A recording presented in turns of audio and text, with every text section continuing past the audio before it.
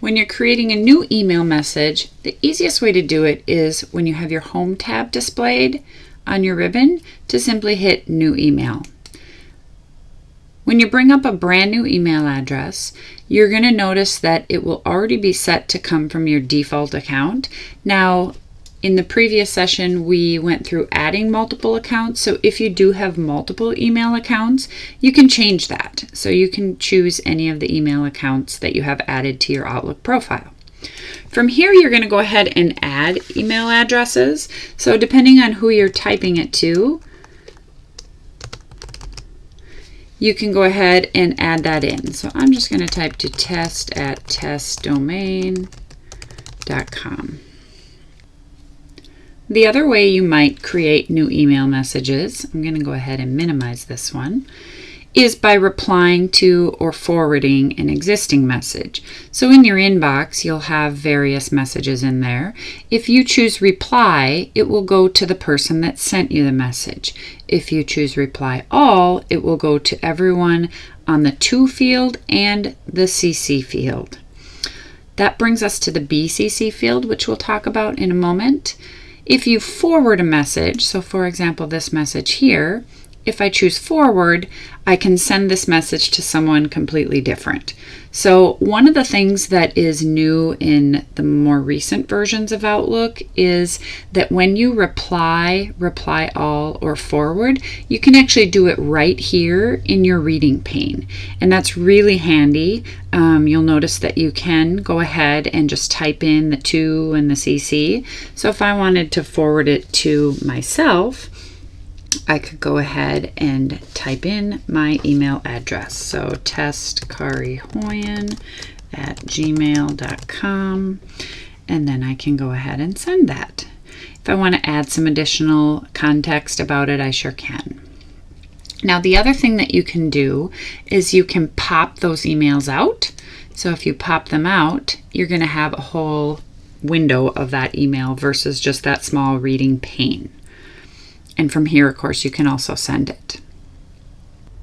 When you have replied or forwarded messages, you're going to see these little icons to the left of the message giving you the visual indicator.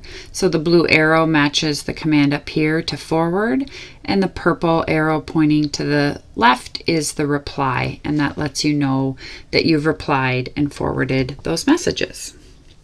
The next thing that we're going to take a look at is the BCC field. So I'm going to go back to that new email that we had.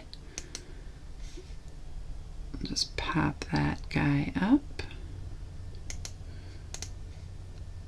And again, in the new email, you'll notice I actually already have a BCC field showing up in here. I've toggled that on. Once you do toggle it on, it will show up in there from that point forward. But on the Options tab, you'll notice there's a BCC button. So you can toggle it off or toggle it on, and that will continue to display that. Now, BCC stands for blind carbon copy. CC stands for carbon copy. BCC means that anyone you put in that field, you're going to assume that they don't want to hit a reply or a reply all.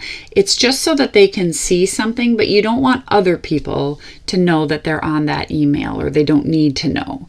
So they're blind carbon copy. That includes if you've got multiple people on there, they don't know that there's multiple people or who the other people in the BCC field are.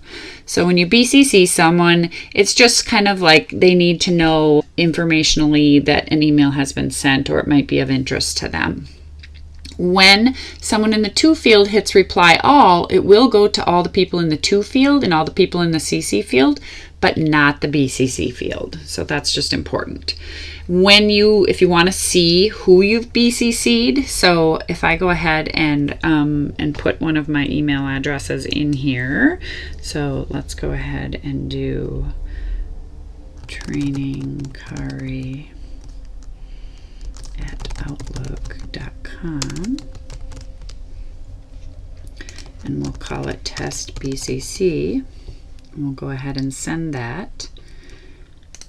And then what we're going to do is we're going to go into our sent items folder.